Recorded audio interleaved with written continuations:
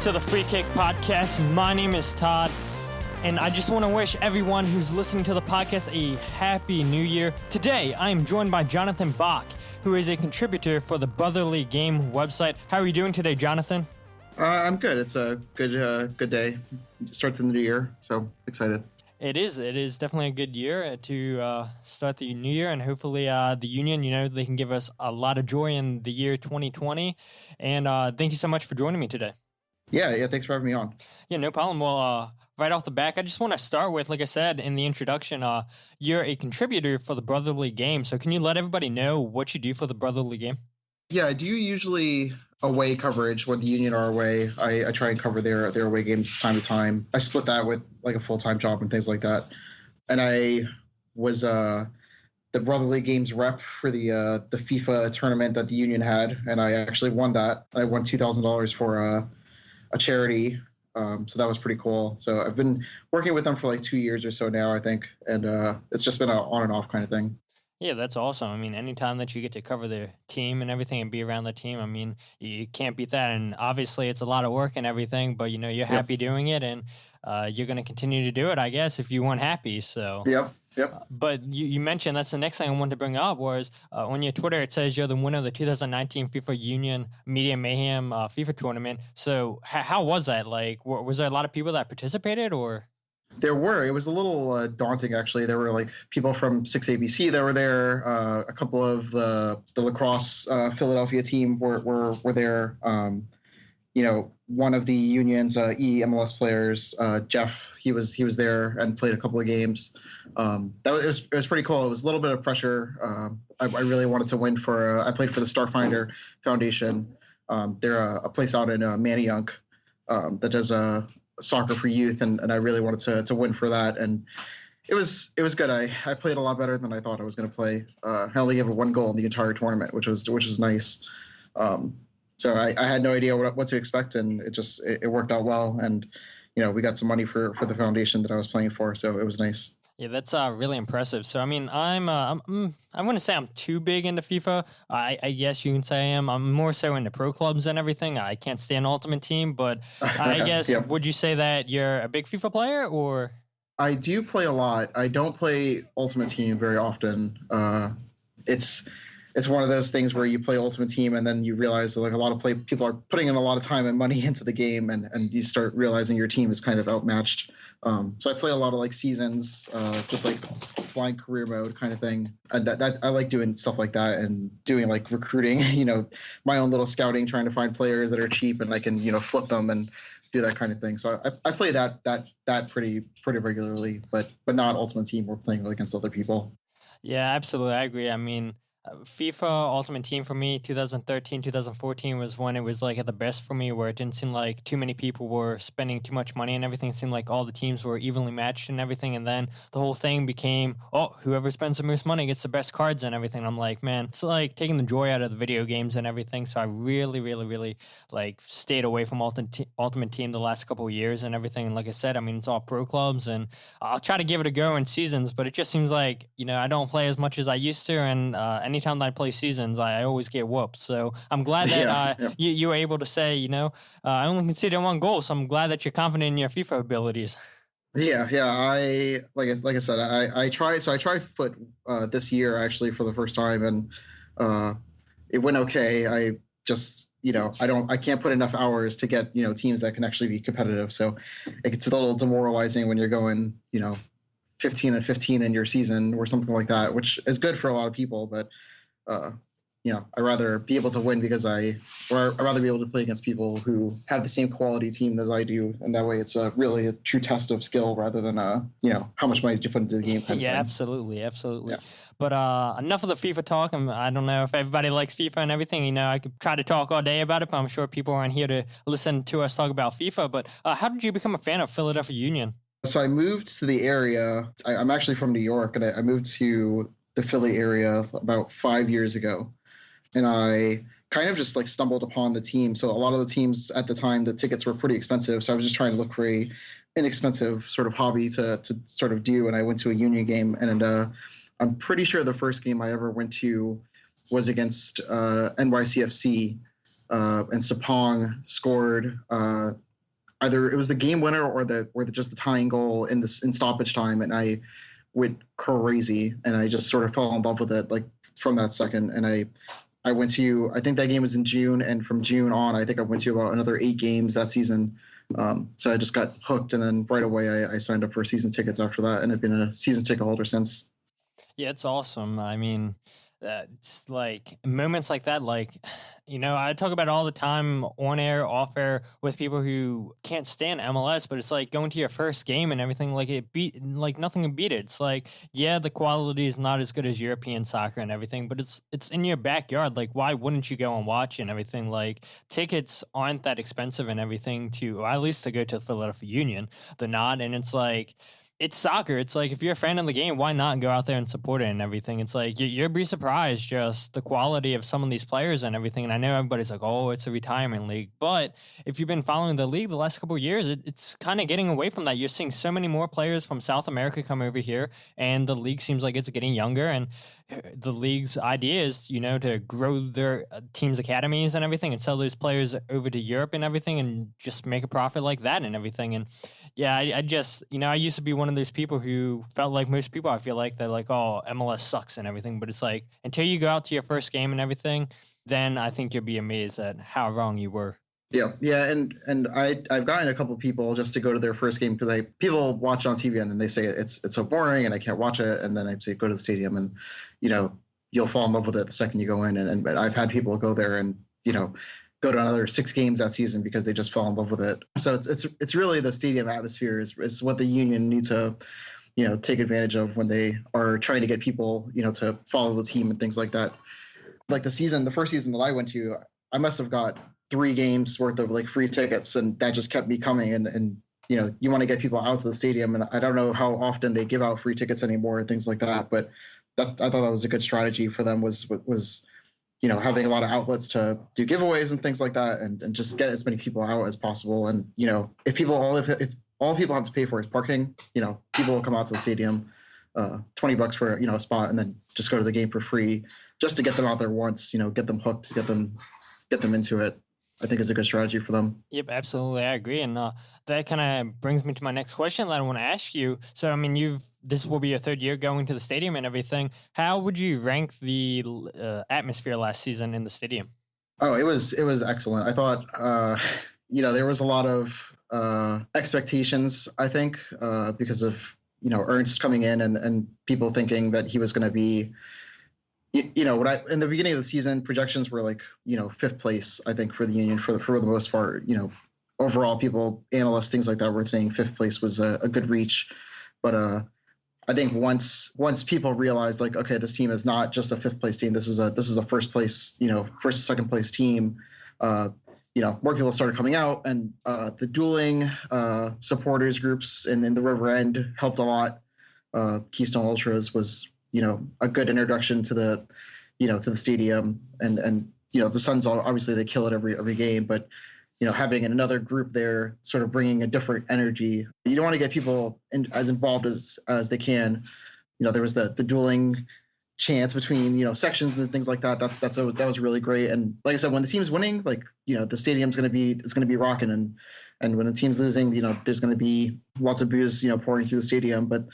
The atmosphere was really solid this year. And I think that, I hope that they got a lot of people to just say, hey, I can do this for another season and bring in some more season ticket holders because, people aren't buying tickets. The Union are not going to be able to afford, better players if people aren't coming to the games. Yeah, absolutely. I agree with you. And I was going to ask you, do you think that it's sustainable to have that same kind of atmosphere and everything? And just listening to you talk and everything, it sounds like you believe it is. And I believe it is too. People have asked me, how can the Union get a better atmosphere in the stadium? Well, it's easy. If they get results on the field, people are going to come out to the stadium and everything. Everybody likes to watch a winning team. And like I said earlier, the tickets aren't that expensive. So it's not like, oh, the tickets prices are keeping people away and everything. When you compare them to other MLS teams and everything, the Philadelphia Union are right down there with one of the cheapest tickets out of every other team in MLS. And so, that is a good draw for the team. But ultimately, when a team's winning on the field, people are going to come out no matter where the stadium's located or no matter what time of day the game's played. Yeah, I agree. And I think, too, I went to 2 Phillies games this year, and they were not very good. And what's the result is people don't go to the games because they were not very good. So putting a good quality, a good product on the field helps. And I think the Union at first, their strategy was, okay, we can't compete, so we're going to try and put this really great in-game, stadium atmosphere so that people want to come, maybe not because of the game, but because of the, we have these flags and we have, cool halftime shows and, weird things like that. And, I think they're slowly realizing like people are not going to come because of, a cool halftime show or, a drum line or something like that. People are going to come to the game because the team's winning, hoping that there is a new direction. And it seems like they're sort of trending that way, that they're, starting to pay transfer fees for players and things like that, that they realize like, we have to be competitive in order to bring people into the stadiums. And, Philly fans are, they're harsh. If, you're not winning, they're, we're going to love you till the end, but it's not like we're not going to show up to every game if you're not winning. Yeah, absolutely. I agree. And if you're not willing to spend to make the team competitive on the field, then people aren't going to come out and everything. And we saw, the Union bringing Marco Fabian last season. We haven't seen that level of a DP ever, in my opinion. You paid $2 million, a little over $2 million for him for the whole season. And granted, we got him on a free from Frankfurt, but still, I mean, Marco Fabian's the most expensive player that the Union have ever played in a season. And, you can argue that it worked out. It didn't work out. It had its moments and everything, but it's that level of a 10th that we haven't seen in the past. And hopefully we'll continue to see that throughout this offseason. But what are some of your favorite moments from last season? And don't say the first playoff win. I definitely won't say that. It was a great moment, but I'll skip over that for now. My favorite moments from this year was that 4-game home stretch. I think it was in August to September. They played DC United, they played Atlanta, they played Pumas, and they played LAFC. And they handled DC United, pretty well. 3-1, I think they won. Atlanta, that's the game where, it's time to prove, sort of prove yourself. People were still asking the question, are they for real? Are they legit? Are they going to be able to, keep this going? And I think it was going right into like a break in the season. So Atlanta, they had a couple of games beforehand, so they were on short rest and things like that, which is, I totally understand that. But the Union, they did what they needed to do, and they took care of business with Atlanta at home, which I thought was a big statement win for them.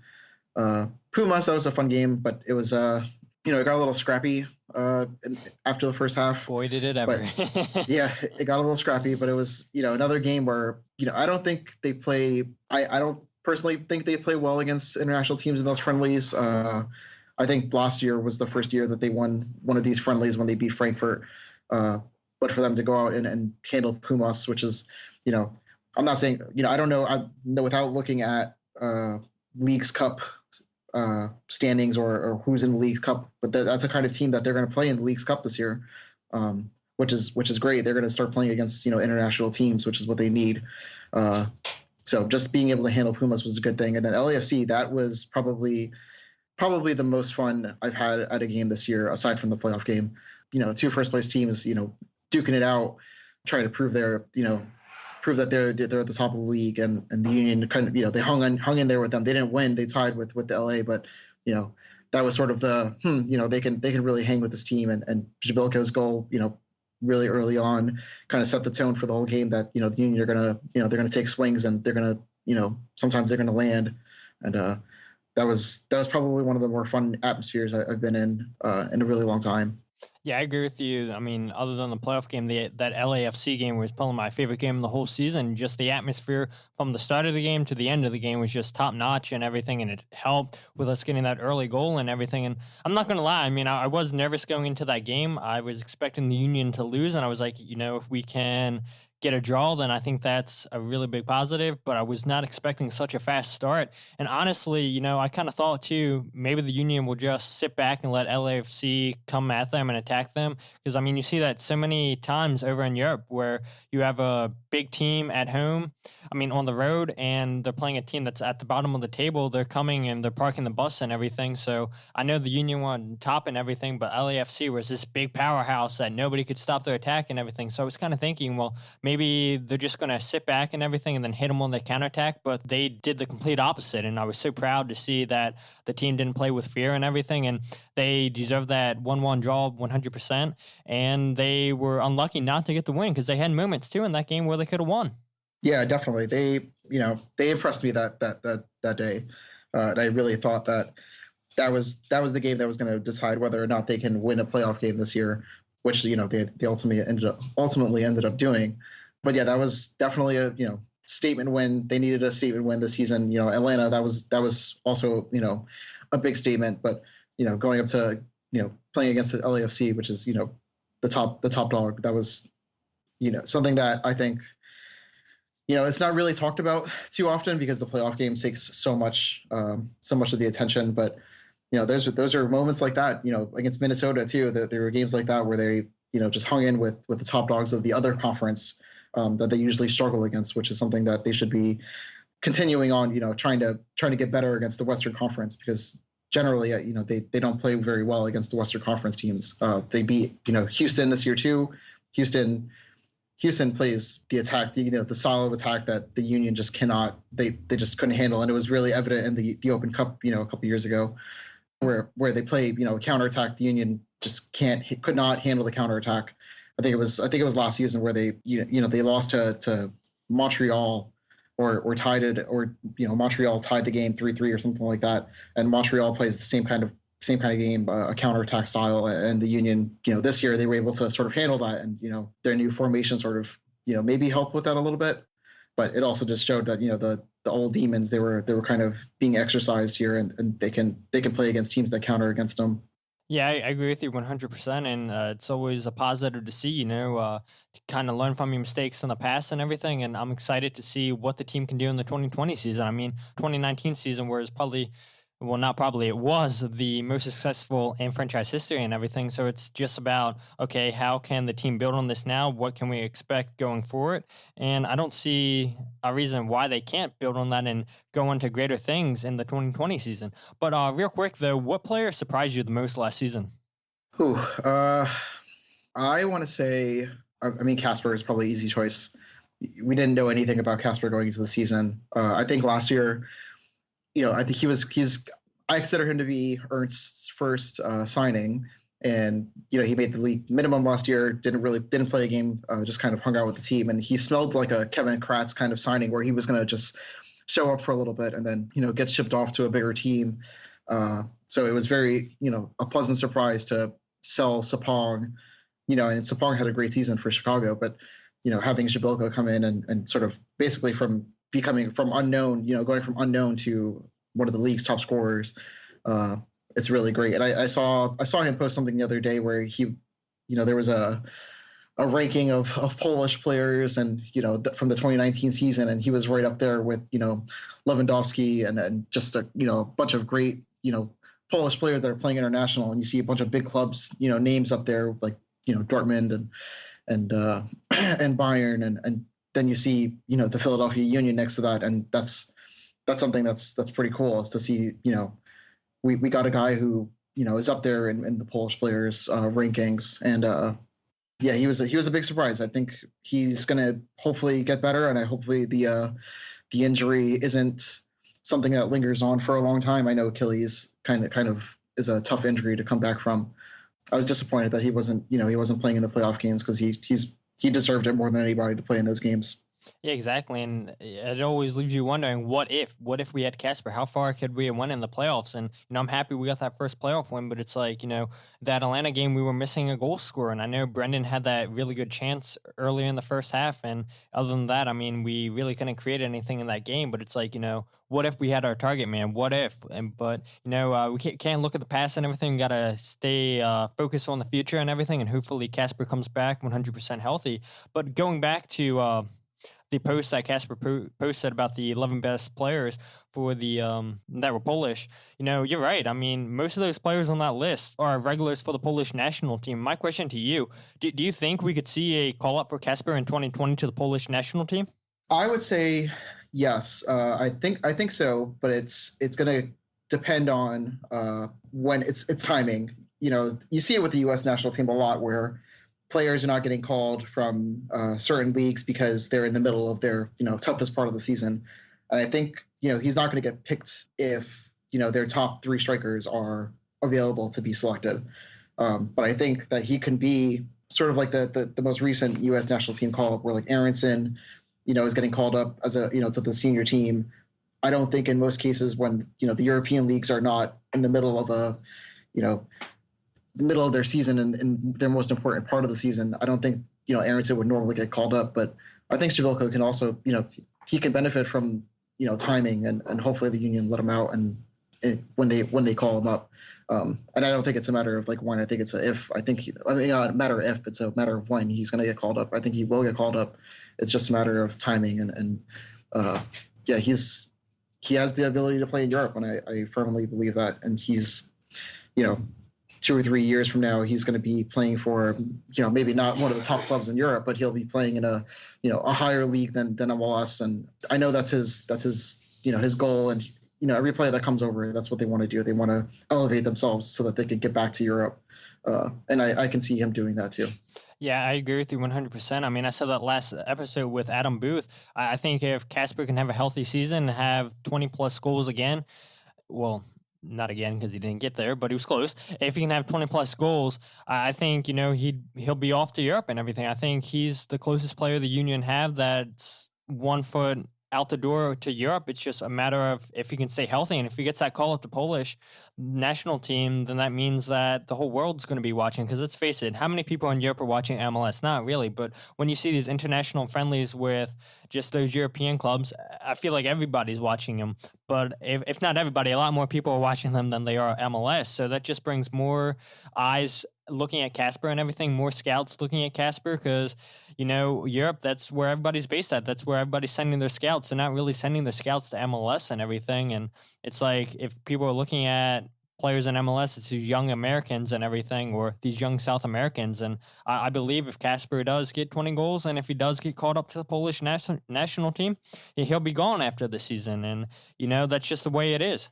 I could also see there was a really, really great article that was on MLS.com about Casper before he came to the Union, and the only way I can really see him staying if he has a 20-goal season is because if you read the article it was on MLSsoccer.com, he went through a lot of injury struggles and a lot of teams sort of not taking a chance on him. And the Union, if you listen to his interview and if you ever talk to him, he's very, very grateful for the opportunity that the Union gave him. And I think he loves being in Philadelphia. I've seen him walking around like the King of Prussia Mall before. So I think it's just if he really loves being here, I can see him being a lifer. I can see him being with the Union for a while and being the Union's top striker for a long time. Because he feels sort of indebted to the team. He thinks that, the other teams that he was on in Europe, they were not, they weren't sticking with him. He would get hurt and they just sort of, throw him away.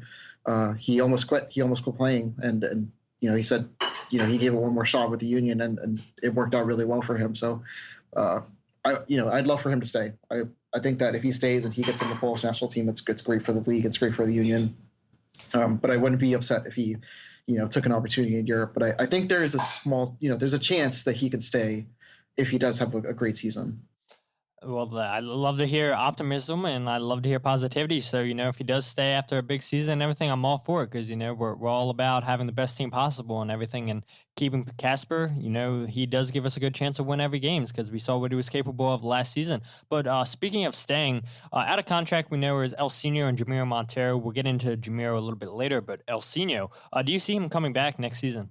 I do. I think he's... I think he's grown into the role that the Union have carved out for him. And I think, he used to play on the wing. They don't really have wingers anymore. They just bring him in as a, put him, just go wherever you want to go. And I think that he enjoys that. I think he's enjoying the fact that they don't care where he plays. Just go out there and, make some moves, score some goals. I think he realizes also he's not, and I don't know this personally, but I would assume that he's realizing he's not going to go to a European team and play 90 minutes anymore. He's best suited to be in this league where the defenders maybe aren't still at the top, quality, where he can still do his little dance arounds and things like that. I think he'll definitely be back. I hope it's not like a salary thing because I'd give him, 150 to 200 or to stay and just be a sub, and hopefully he can accept that. I would say that that's a fair range for someone who's not going to play a full 90 ever for the Union anymore, just because of age and tired legs and things like that. Yeah, I don't see he's all over Union social media still, so I think they're pretty confident that he's going to come back for another season at least. And like I said, hopefully he's realizing this is a place he's fans love him here. He's a Union legend. Just from his couple of seasons with the team, and he's he's getting up there in age too. He has to realize at some point he can't hop around anymore, and he can't go up to the European leagues and really. I'm not saying he couldn't score goals and compete, but he wouldn't be breaking through with a lot of teams in Europe at this point. I think he'd be sort of sitting more often than he is with us. No, I agree with you 100%. I think Ilsinho is probably a smart guy, and he realizes that, MLS is where I'm going to be the rest of my career and everything. And, there's nothing wrong with that. You still get to go out there and play and everything, break some people's ankles and everything, because it seems like nobody can stop Ilsinho. And, that draws people into the game and everything. Little kids love that. And, not just little kids. Everybody in the stadium loves that. So as long as he's okay with sitting on the bench, coming off the bench, and going at tired legs within the last 30 minutes of the game, then I would love to see Ilsinho back. But what do you make of the trades of Fafa Picault to FC Dallas for $375,000 and Auston Trusty to Colorado Rapids for $750,000? So Fafa, I'm glad they got money for him at this. Honestly, I think he had he had a down season. He didn't fit the system, and I think it's just a matter of it's a business decision. He's loved in Philadelphia, but he wasn't gonna. He doesn't really fit with what they're trying to do. It's a good sum of money to get for him, and he's going to get playing time, which is great for him as well. And for Trusty, I think the total compensation might have been up to $1 million, depending on incentives and extra things. Is that what he would have gotten if he went to Europe? I don't know, because there was obviously some kind of club issue where he was not being selected, and because if I was the Union and I was preparing to sell him, I would probably, this might not be the right opinion, but I would probably have played him more often just to get him out there and have teams look at him a little bit more often and get some more eyes and scouts on him, because you want to make him sellable. So I was surprised that after sitting out half the season that he was gonna just get sold, because I think they could have gotten more money for him if they had, played him a little bit more often. I didn't think he was playing terribly. He makes mistakes, that, a 20-year-old center back in the league is going to do. But, I am glad he's going to Colorado. I'm glad unfortunately for him, I think Colorado is it's a good spot, but I think they also have two center backs that are above him in the depth chart. So I don't know what he expects to gain, because Abubakar is great. He's never going to take over his spot. So I'm not sure. It's a good sum of money. I think that they are collecting money for something, but it also shows their system is working for the most part. They're being able to develop players that they can sell for high six-figure sums of money, which is great, because you don't want to invest all this money in an academy and then you can't profit off of that eventually, right? So same thing with we're going to see in a couple of years, Arrington's going to be on the market eventually, McKenzie's going to be on the market eventually.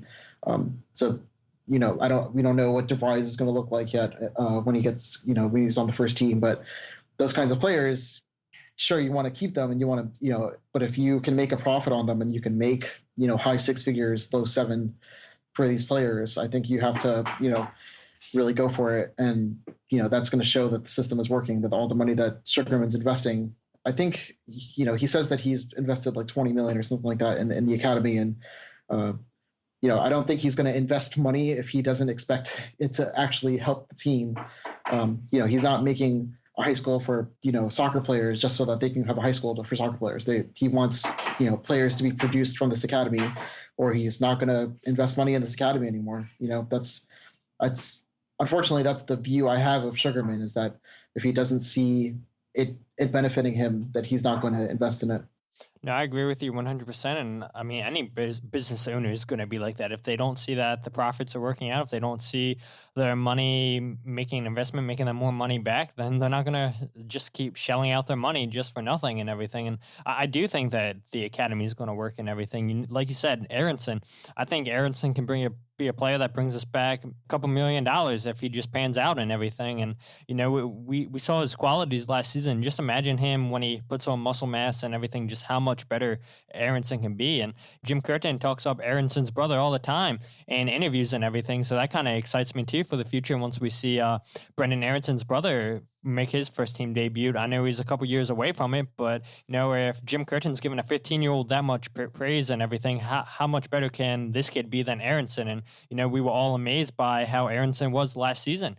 But speaking of signings and everything, we saw the Union make one signing so far. That is Jose Andres Martinez, aka El Brujo. The Union have paid a reported transfer fee of $325,000 to Zulia FC, and El Brujo has signed a 2-year deal apparently with a 3rd-year option. What are your thoughts on that?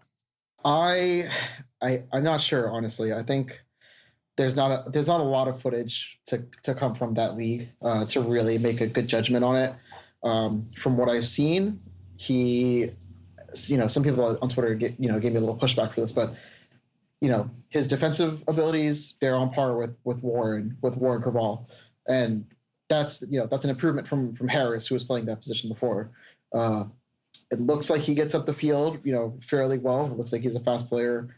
I think that, I like seeing that, but I don't like seeing that. I don't know how to explain that. I don't like seeing your defensive midfielder who's sort of being in front of your center back getting caught up midfield, caught upfield. And I think that might be a weakness that the Union needs to make sure they address, is if he's going to go up the field, making sure that Bedoya and whoever is playing on the left side of the diamond is, tracking back for him. And that's just, I think it's something that can be addressed, but it's something that, I would very much pay attention to during the season if he is a player that's going to push up the field the way, his highlight videos say. And that's the thing, it's just highlight videos. They're only going to show him making great offensive plays and great defensive plays, but you don't see what his actual tendencies are during the game. So he may be, not the kind of player that pushes up the field like that. I think 325 for a Venezuelan player shows, some more initiative. I think that's the fact that they're paying transfer fees in general is a good thing. But, it's something where they have footage. They probably sent somebody to go look at him and see him play. So, I can only say so much based on what I've seen. I know that a couple of other players have come from that same team to the league, and that there's some, comparisons with him and those players. I think Junior Moreno on DC came from that team. But, and that's, he's a decent player in MLS. And I think that it's not a European international, player like Harris was, but, it's one of those, investment signings that I see. And I'm hoping that it turns out better than like Sergio Santos, Sergio was a $500,000 signing, and I was not super impressed with his season. So I'm hoping this guy, he's getting thrusted into the starting role, and there's nobody else to play that position. So he's gonna have to really be good, or if not, then they're gonna have to grab somebody in free agency or on the market to sort of back him up, unless they think Craval is going to do that, which may very well be the case. Is that but I'm not sure. I'm super confident in Craval, a platoon of Craval and, this unknown player who could be good, but maybe it's a couple of years from being great. Yeah, I agree with you for the whole Craval thing and everything. I don't feel confident if Craval does start the season as the 6th, while El Brujo sits and learns the league and everything. I kind of took it as, this is a signing where they they made it early enough where he gets to get acclimated with his teammates with a full preseason and everything. So I think they're going to give him every single chance to start. And the one thing that just really, really has me excited about him is he's a player who's not been capped by the Venezuelan national team. And so he's going to have every single motivation to play good in every single game, so he can get looked at by the Venezuelan federation to get that first call up and everything. So I think he has everything to play for and everything. And yeah, he's coming over here to a new league and he's coming over here with new teammates and everything. But I think, this is a very, very motivated player. And like you said, I mean, it's just highlights and everything. Nobody's going to show you lowlights. Everybody's just going to show you what you want to see. And the Union obviously know a lot more than us. Than if they didn't, they just wouldn't have signed him and everything. So, Ernst hasn't been wrong with any of his signings yet, in my opinion. I know you can argue the Marco Fabian. I know you said you weren't excited with how Sergio Santos played, but I think Sergio is going to have a big year coming up this season. But all I keep telling people is just trust Ernst. He hasn't failed us yet, and I don't think he will. But moving on to the other signing that we made, it was actually a re-signing of Collin. They signed him to a one-year deal, and a lot of people on social media are like hating on this deal and everything, and not happy with the re-signing of Collin. What are your thoughts on this? I actually am a big fan of the signing. I think that he was a solid backup. Stepped in when Trusty went away, basically. I think he has, they cannot have a back line of 24, 25-year-old and under, even if it's just a locker room presence. He's won an MLS Cup before, he'll have that, he'll be able to provide experience to, Jack and Mark. And I actually think they need, another center back to sort of, back those guys up. But yeah, I think it's a low cost signing. I don't think it's that big of a deal. We know what we're getting with him. He had, a couple of blunders during the season, but it's every center back. I'm sure every center back you can, find a highlight of them making a mistake. And that's, that position is very difficult to play because, if you get caught up, it's your fault. And if you make a misstep or somebody, runs past you, he's not the fastest Collin is, but he's got the height, for corners and things like that. And him and Jack, I thought, were a decent tandem together when they played together. And Jack usually plays well with another, more experienced center back. I remember with Gooch, he was great with Gooch because Gooch was kind of instructing him, hey, do this. And eventually, you're hoping that Jack is going to be that veteran presence at some point. But for now, I'm not saying Collin's going to start because McKenzie probably will start with Elliott. But it's a decent, if McKenzie goes out with an injury, he's had a couple of injury things going on. It's a solid backup, and it's somebody that I think Elliott, is okay to play with. Yeah, I agree with you 100%. And I feel like, just talking to people on social media through private message or just talking to friends of mine that are fans of the Union, I'm like, a lot of us agree that it is a good signing and everything. So I feel like most of the fan base is happy with it because it's a veteran player, like you said, and he has experience in this league. And yeah, he had a couple of blunders last season, but for the most part, when he was called upon, he played well. But one thing that's kind of breaking news and everything that I want to bring up is the 31st of December, there was a video by FC Metz. Apparently, the director was talking about Jamiro Monteiro and how he's still in communications with the Union to get a deal done for Jamiro Monteiro. And the assumption is that it's going to be a permanent deal and everything. Do you think that this deal gets done? I personally think it will get done. I think the reason why is not because of I think he has great ability. I think he's a great fit for the team. I think the problem is that you don't want to be falling into that constant grab a loan player that we can't sign him sort of thing. We saw that, we lost Dochcal last year the same way, right? We grabbed him on a loan, and then we couldn't keep him, so he went back. So we just lost the MLS leader in assists because we couldn't afford him, because we couldn't afford the transfer fee. And I think this time the Union are saying, okay, this is not gonna, we're not gonna lose this guy because we can't afford a transfer fee. While other teams, this transfer fee, I think it's between $2 and $3 million. Other teams are dropping, $7 to $10 million without, hesitating on players. And I think the Union at this point, they kind of have to show, hey, we can pay a high transfer fee, and sure, they have sold, a couple of players to make some of the money back up. And I think that'll be helpful. But I don't expect them. I expect to see him with the Union next year.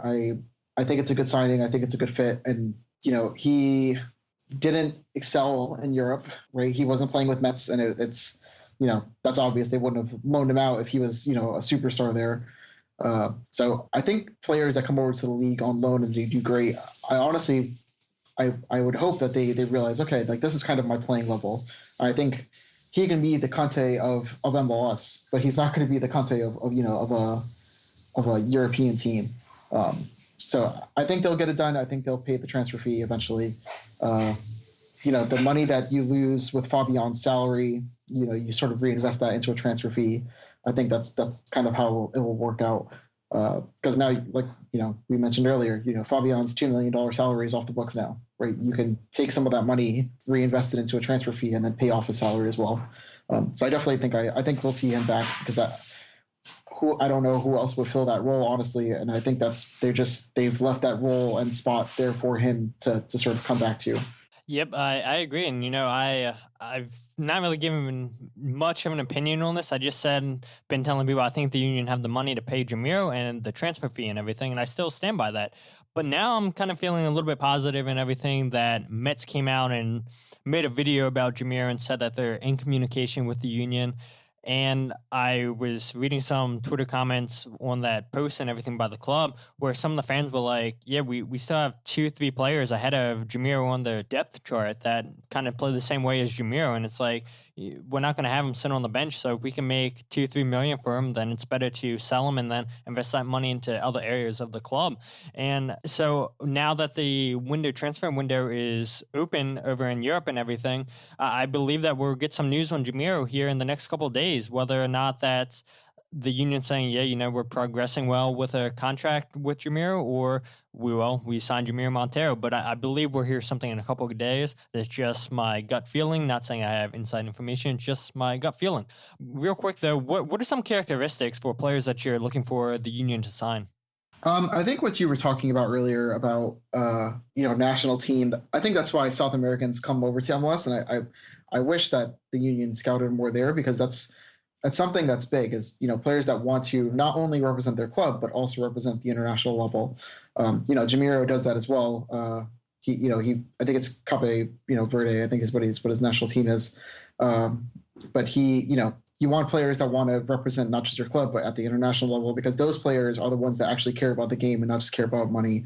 I also am looking for, players that don't harp under pressure, that they don't just, throw their hands up and say, screw it when they're losing. I've seen a lot of years with the Union where, something bad goes down and players just, throw their hands up and you sort of give up. And, the teams that do well, their players don't give up on plays. They don't give up on games. And, we saw 2 really great comebacks this year from the Union, both of them against Red Bull.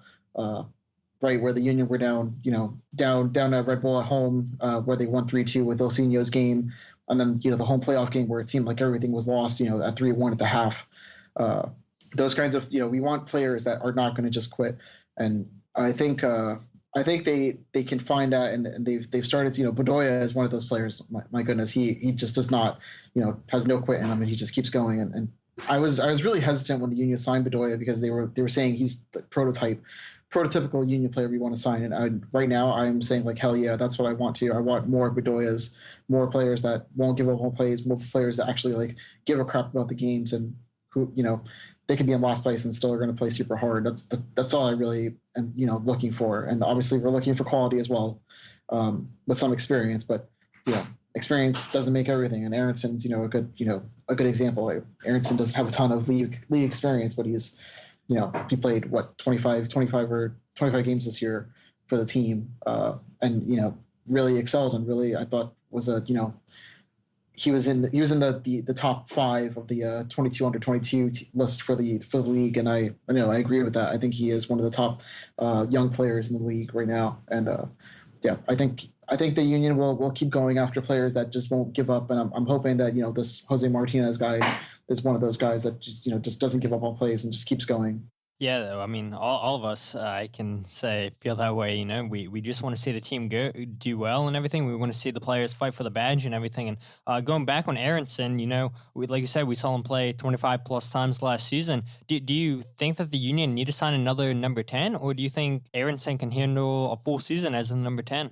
I'm not a fan of having him start at the number 10 this year, but I can see why they would do it. But I would like them to go grab another number 10, maybe not a DP number 10, but maybe somebody that is in the league already, that has some league experience at the 10 position. And I thought I thought Lee Win or Kellen Rowe would have been, a good signing for the Union. Obviously, they've already re-signed with other teams, but somebody who, when Aronson's having a downward slide, we can replace him with. Because right now, your options are Jamiro, basically, to replace him at the 10 if it's not working out.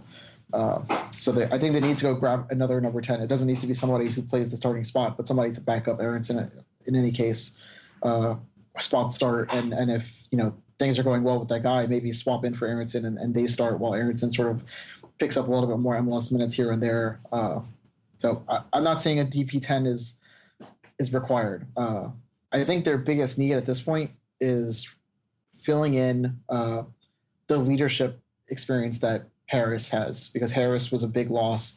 A lot of people, you see like people complaining about his like pointing finger, his finger pointing on the field.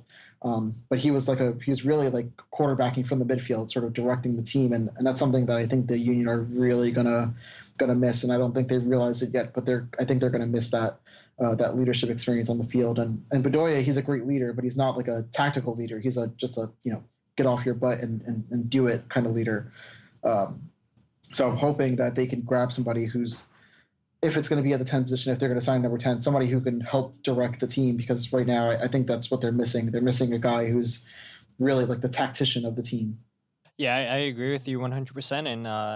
And Jose Martinez looks like he's going to be the ideal player for Harris and everything. But those are some big shoes to fill and everything. And let's hope that he can be at least half the player that Harris was. And I know he has his faults for his defensive liabilities and everything, but you hit the nail right on the head. Harris was such a huge leader for this team, a player that played over in Europe and everything. He's played for the Bosnian national team. This guy, he's a big mentor for Brendan Aronson, and it's like, okay, well now Aronson's losing his big mentor. Now who can Aronson rely upon for when things aren't going the way for him? Not saying that there isn't anybody on the team that he can go to, but we read reports that Aronson and Harris always roomed together when they were on road trips and everything. So I think that's going to be a huge miss, not only for the team but for Aronson himself. But let's talk about the first playoff win against the New Jersey Pink Cows. What are your thoughts on that game? So it felt like, the first half felt like it was just going to be, this is the end kind of thing. Blake had an awful first half, and it was really disappointing to see it. And the stadium, it never stopped, but there was always like a, oh crap, it's happening again sort of feeling. And I honestly like wanted to leave after the first half because I didn't want to watch them, take another loss in the playoffs and just sort of end their season so early. Because I know that they deserved more than that. And I think if you look at it, right, if Blake hadn't had such a horrible first half, the game wouldn't have been so legendary, because it wouldn't have been required to have all this comeback. It wouldn't have been required to have, Fabian's, it was a stunning goal, but, the deflected goal, it wouldn't have required that kind of thing if Blake had just, played a little bit smarter. And I don't know if it was the weather or if it was just the nerves or anything like that, but it really spoke, highly to me that, he might not be a big game keeper. That was a terrible game for him. And I remember my first like Open Cup final game that I went to was against Kansas City, and I'm pretty sure Blake went in for penalties, and sort of, obviously they lost that game. I just don't know how he react. And there's not a lot of samples, to really go by, but it just seemed right there and then that he was sort of playing to be fancy and not really, he wasn't really prepared for that game. But it was a great atmosphere, after the Elliott goal. I watch those highlights, weekly basically, because it's such a, you just want to be back in that moment.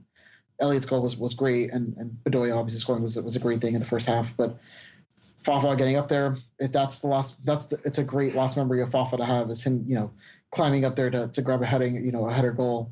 It was a great pass from Santos, and I think that it was a very weird goal. It sort of seemed like time had stopped when Picault scored his goal, because sort of the player that was defending Santos also stopped, and Santos just got a weird lofted ball up, and Fafa just went up there and got it. The goal, I wish it was prettier, the game-winning goal, but it's, the goal that justified paying Marco Fabian $2 million. Everybody talks about they need the, you have to have a moment. You get those kinds of players for, special moments. And he came in, maybe, whether or not, it's a deflected ball or not, whether he was intending to, get it in the net or not, that's what you pay, a DP, player for, is to get those kinds of moments. And he's not, Marco Fabian's not coming back. That's it. He's going to Chivas, or wherever. I assume it's Chivas at this point, but yeah, that's what you pay DPs for, and he'll be immortalized in Union history forever. That's it. He's the guy who scored the game-winning goal against the New York Red Bulls in their first playoff win, in a rivalry game that was raining and everybody was tired and grumpy at the same time, but also optimistic. And I don't think I'll ever hoping that I'll have a better experience when we're lifting an MLS Cup at home or something like that. But it was definitely my favorite Uni moment of all time was being at that game and not leaving and staying for the whole thing and just watching them come back and really play their heart out and really do what they needed to do. Red Bulls were the 6th seed. They were not they weren't it's not like they were playing Atlanta at home where it was like, okay, it's okay if they're losing because this is a much better team. This is a Red Bulls team that was definitely down on the year, and it seemed like a game that the Union should win, and it just seemed like the Union were just going to choke. And it was a great feeling to just have them win that. Unfortunately, like I said, because of the mistakes from Blake, they had to play 120 minutes, which I think was a serious factor when they went to Atlanta, right? Because they just played 120 minutes, and then they had to go to Atlanta and play at Mercedes-Benz Stadium, which is a hard place to play in the first place. So ultimately, it's a great game. I wish it hadn't gone 120 minutes. I wish they had taken care of business early, but I think that it's something that anybody who's at that game will never forget it. It was an unforgettable moment. Exactly. I agree with you 100%. And I'm just going to say I echo everything you say, because everything that you said, I agree with most of it. So real quick, though, can you let everybody know where they can find you on social media? Sure. So I'm on Twitter at Bach2813. It's BACH2813 on Twitter. And I think that's my Instagram handle too. And then, I spot right for Brotherly Game. So you can catch me on there sometimes. And that's all. I don't have Facebook. So. Awesome. Well, that's simple enough. And thank you so much, Jonathan, for joining me today on this episode. Had a blast. And again, for the people that listened from the beginning to the end, sorry if it was too much FIFA talk, but, I'm always down to talk some FIFA and everything. So thanks again, though, John, for joining me on today's episode. Yeah, thanks for having me on. No problem. And with that said, my name is Todd, and this is the Free Kick Podcast.